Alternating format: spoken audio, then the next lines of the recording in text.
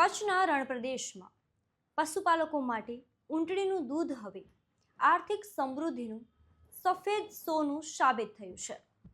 જે દૂધ અગાઉ પાણીના ભાવથી વહેંચાતું તેને ગુજરાત સરકાર અને સરહદી ડેરીઓના સહયોગથી હવે પ્રતિ લીટર 55 રૂપિયાનો ભાવ મળી રહ્યો છે।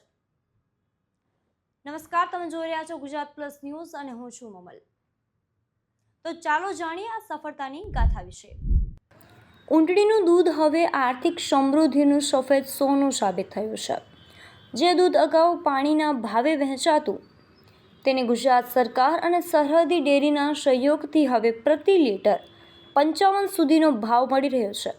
વૈજ્ઞાનિક રીતે સુપર ફૂડ ગણાતા આ દૂધના સચોટ માર્કેટ અને પ્રોસેસિંગના કારણે પશુપાલકોની આવકમાં મોટો ઉછાળો આવ્યો છે।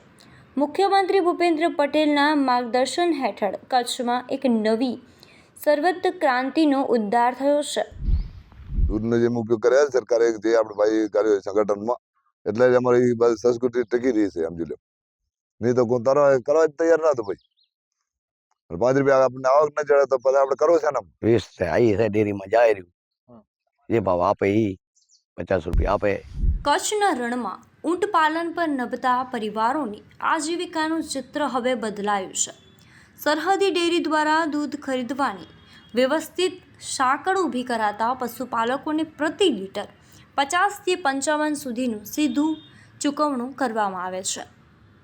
આ વ્યવસ્થાના કારણે પશુપાલકોને અનિશ્ચિત વેચાણ અને વિલંબિત પેમેન્ટની વર્ષો જૂની સમસ્યાઓમાંથી કાયમી મુક્તિ મળી છે। पूरा इंडिया में पहला ही प्लांट है सरहद डेयरी का, और एज ए मेडिसिन जो उसका यूज़ होता है, तो इसके लिए उसका रेट भी हम ज़्यादा देते हैं। गाय भैंस का रेट से वो कैमल मिल्क को 51 रुपीज़ पर लीटर हम देते हैं, क्योंकि वो उसका जो खर्चा है वो बहुत ज़्यादा है, और ये उसका जो चारा है नेचुरल है, इसलिए उसको वैसे रखड़ना भटकना पड़ता है, एक ही जगह पे स्थिर नहीं रह सकता है। ट्यूबरक्लोसिस के रोगों से अगर कोई पीड़ित है, या बहुत पुरानी कफ के रोगों से जो कोई पीड़ित है, या शरीर के अंदर सूजन यानी इन्फ्लामेटरी कंडीशंस जो होती है, इनमें सभी रोगों में जो है वो ये उष्ट्र क्षीर या कैमल मिल्क का विशेषतः उपयोग कहा गया है। डायबिटीज़ के अंदर भी डेफिनेटली जहाँ पे वायु और कफ का जहाँ पे हम ज़्यादा अग्रवेशन देखने को मिलता है, वहाँ पे भी इसका हम उपयोग कर सकते हैं। આ સમગ્ર મામલે આપ શું વિચારો છો? કોમેન્ટ કરીને અમને જરૂરથી જણાવજો। અત્યાર માટે બસ આટલું જ। નમસ્કાર।